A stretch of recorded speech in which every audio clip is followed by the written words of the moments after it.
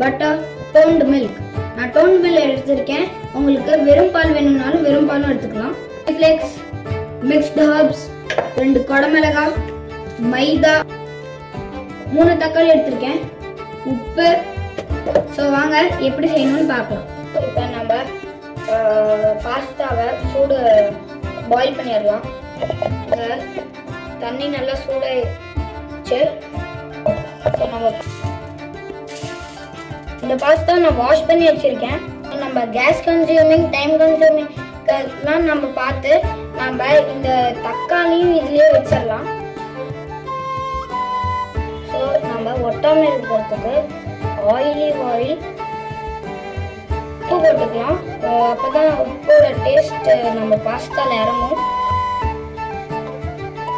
So இப்போ நம்மளோட தக்காளி பாஸ்தாவில் உள்ள இருக்கு. இது மூடி வச்சு விசில் வச்சிடலாம்.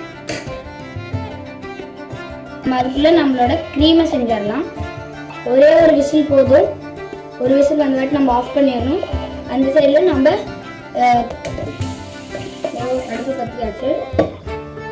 இப்போ பட்டர் போட்டுடலாம். 3 ஸ்பூன் மைதா போட்டுடலாம். 1 ஸ்பூன், 2 ஸ்பூன்,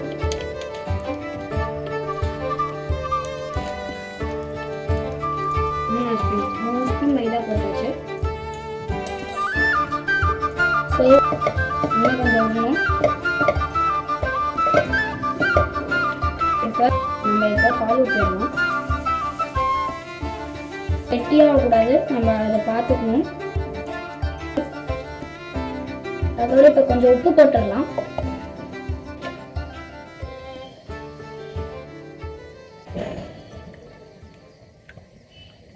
நல்லா க்ரீமோட கன்சிஸ்டன்சிக்கு வந்துருச்சு.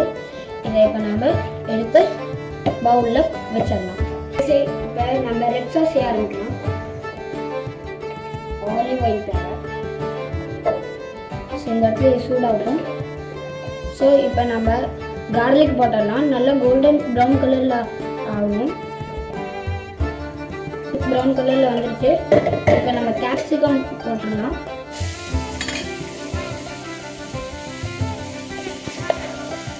இதோட நல்லா பச்சை வாசனை போகணும். தக்காளி நல்லா வெந்துருச்சு.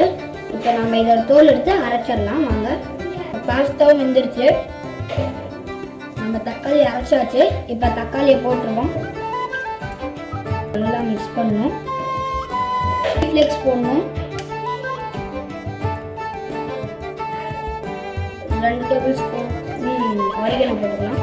இல்லை சர்க்கரையும் போடணும். கொஞ்சம் சர்க்கரையும் போட்டுடலாம்.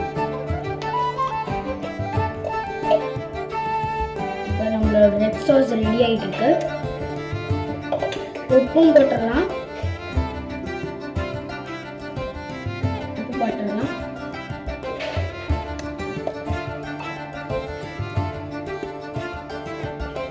ஸோ நம்ம டேஸ்ட் பார்த்துக்கலாம். இதை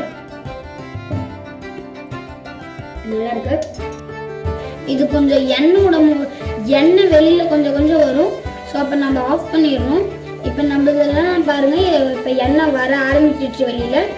இதை நம்ம இப்போ ஆஃப் பண்ணிடலாம். தேய்ச்சிடலாம். இது நீங்கள் பீஸா செய்யும் போது கூட இதுதான் பீஸாவோட பேஸ் சாஸ். இப்போ நம்ம அதை கூட அப்படி கூட செய்யலாம். இன்னைக்கு நம்ம 2 சாஸ். ஸோ இப்போ நம்ம வாங்க பாஸ்தாவை டாஸ் பண்ணிக்கலாம். எண்ணெய் சூடாயிடுச்சு. இப்போ நம்ம கார்லிக்கை போட்டுடலாம். கார்லிக் நல்லா கோல்டன் ப்ரௌன் கலரில் ஆன வாட்டி நம்ம கேப்சிகமை போடணும். கார்லிக் ப்ரௌன் கலரில் வந்துச்சு. இப்போ நம்ம கேப்சிகமை போட்டுடலாம்.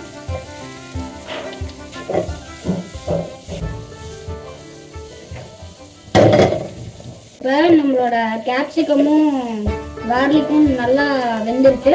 இப்போ நம்மளோட வேக வச்ச பாஸ்தா போட்டுடலாம்.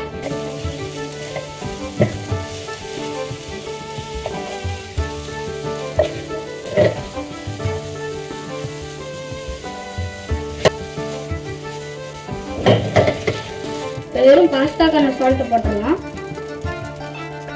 இதை வாங்க கலந்துடலாம். இப்போ நல்லா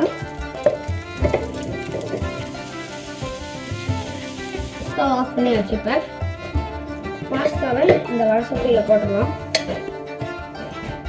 இப்போ வாங்க நம்மளோட 3 பாஸ்தாவையும் செஞ்சிடலாம். இப்போ ஒயிட் சாஸ் பாஸ்தா செஞ்சிடலாம். க்ரீமை போட்டுக்கலாம்.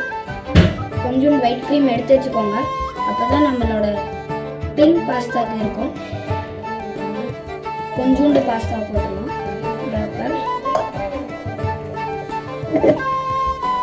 இப்போ கொஞ்சோண்டு சீஸ், நமக்கு தேவையான சீஸ் போட்டு ஸோ நம்ம கொஞ்சம் பால் ஊற்றிக்கலாம். க்ரீமியாக வேணும்னா தான் பால் தேவை நமக்கு. எனக்கு ரொம்ப க்ரீமியாக தான் ஃப்ரெண்ட்ஸ் பிடிக்கும். இப்போ நம்ம கொஞ்சம் சீஸ் போட்டுக்கலாம். ஆரிகனோ போட்டுக்கலாம். நம்ம டேஸ்ட் பார்த்துக்கலாம். ஒயிட் சாஸ் பாஸ்தா செம்மங்க. கொஞ்சம் ரெட் சாஸ் போட்டால் போடுங்க.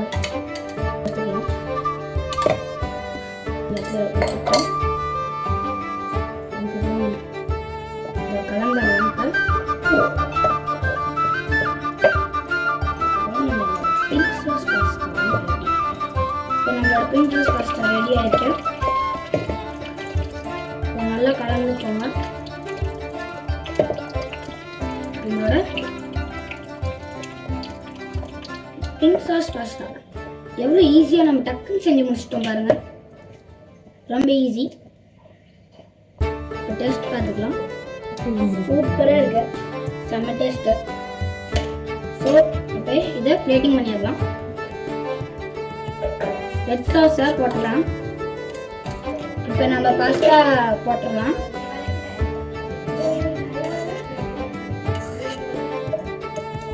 ரெட் சாஸ் பாஸ்தாவை ரெடி பண்ணியாச்சு. இப்போ நம்ம டேஸ்ட் பண்ணிடலாங்க.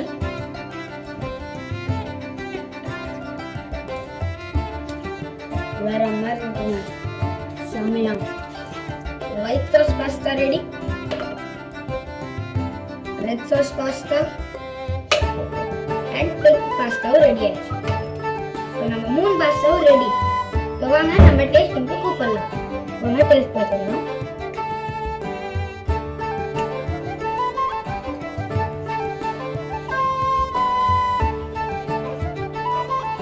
சூப்பராக இருக்குங்க pink sauce pasta. Red sauce pasta பார்த்துக்கலாம். வேற லெவல் முடியும். ஸோ ஒயிட் சாஸ் பாஸ்தா இவ்வளோ க்ரீமியாக இருப்பாருங்க. எதுவும் டேஸ்ட் பண்ணிடலாம்.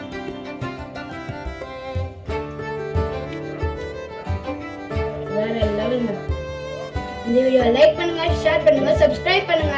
Bye bye.